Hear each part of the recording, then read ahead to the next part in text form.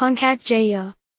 Puncak Jaya, Indonesian, literally glorious peak, or Carstensz Pyramid. Mount Jayawijaya or Mount Carstensz/ʻkɑːrstəns/ is the highest mountain in Indonesia, on the island of New Guinea, with an elevation of 4,884 meters, 16,024 feet.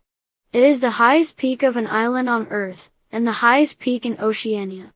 Located in the Sudirman Range of the western central highlands of Papua Province, Indonesia, in the southwest of Puncak Jaya Regency. Other summits are East Carstensz Peak, 4,808 meters, Sumantri, 4,870 meters, and Gapulu, 4,863 meters. Other names include Namangkawi in the Amangkal language, Carstensz Topan and Gunung Soekarno. It is also the highest point between the Himalayas and the Andes.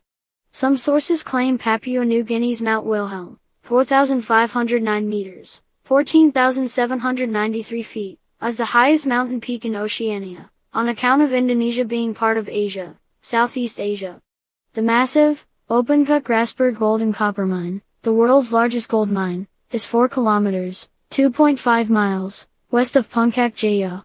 History. European discovery. The highlands surrounding the peak were inhabited before European contact, and the peak was known as Namangkawi in Amangkal. Puncak Jaya was named Carstensz Pyramid after Dutch explorer Jan Carstensz, who was the first European who sighted the glaciers on the peak of the mountain on a rare clear day in 1623. The sighting went unverified for over 2 centuries, and Carstensz was ridiculed in Europe when he said he had seen snow near the equator. The snowfield of Puncak Trikora, 170 kilometers, 106 miles, east of here, was reached as early as 1909 by Dutch explorer Hendrik Albert Lawrence with 6 of his Dai Kenya porters recruited from the Apokayon in Borneo. The predecessor of the Lawrence National Park, which encompasses the Carstensz Range, was established in 1919 following the report of this expedition. Climbing history. In 1936, the Dutch Carstensz expedition, unable to establish definitively which of the 3 summits was the highest, attempted to climb each. Anton Klein, Jean-Jacques Dozy and Fritz Wissel reached both the glacier-covered East Carstensz and Gapulu summits on December 5, but, due to bad weather, failed in their attempts to climb the bare Carstensz Pyramid. Because of extensive snowmelt, Gapulu has become a 4,862 meters, 15,951 feet, subsidiary peak, but it has been estimated that in 1936, when glaciers still covered 13 square kilometers, 5.0 square miles, of the mountain, see map, the Gapulu was indeed the highest summit, reaching over 4,900 meters, 16,100 feet. The now highest Carstensz Pyramid summit was not climbed until 1962, by an expedition led by the Austrian mountaineer Heinrich Harrer, of 7 years in Tibet fame, and climber of the Eiger North Face, with 3 other expedition members, the New Zealand mountaineer Philip Temple, the Australian rock climber Russell Kippax, and the Dutch patrol officer Albertus Bert Huizinga. Temple had previously led an expedition into the area and pioneered the access route to the mountains.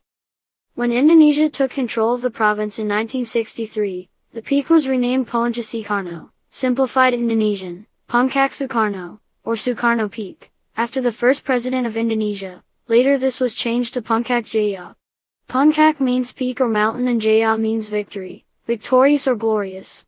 The name Carstensz Pyramid is still used among mountaineers. Geology. Puncak Jaya is the highest point on the Central Range, which was created in the late Miocene Melanesian orogeny, caused by a oblique collision between the Australian and Pacific plates and is made of Middle Miocene limestones. Access. Access to the peak requires a government permit. The mountain was closed to tourists and climbers between 1995 and 2005. As of 2006, access is possible through various adventure tourism agencies. Glaciers.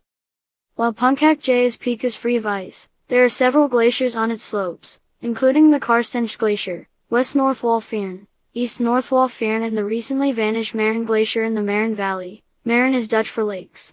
Being equatorial, there is little variation in the mean temperature during the year, around half a degree Celsius, and the glaciers fluctuate on a seasonal basis only slightly.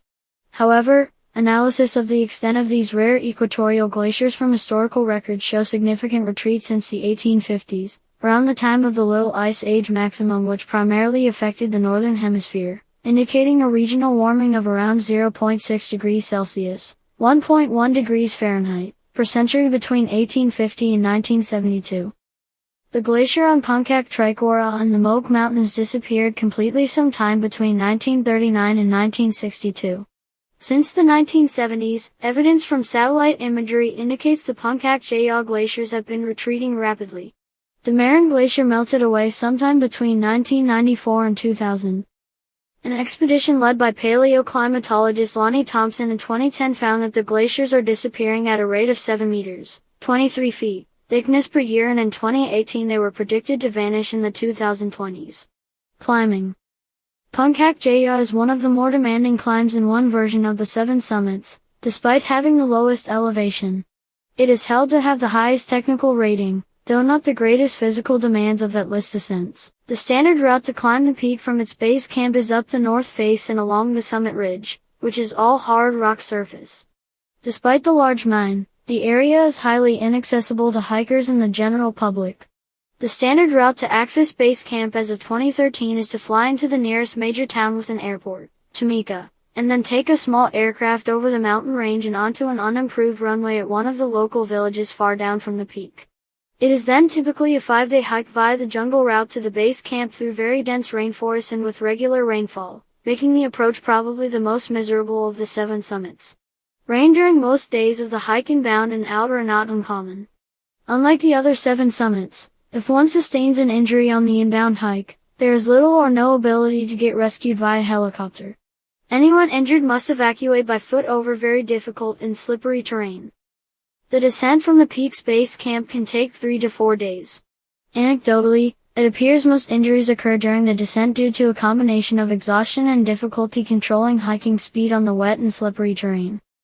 An additional complication is relatively common work strikes by the climbing porters that accompany most expeditions, occasionally halting their work to demand, and usually receive, higher pay before agreeing to continue.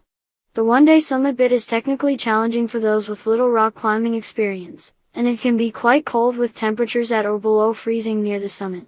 Patches of snow sometimes appear on the route up or on the ropes of the Tyrolean traverse just below the summit.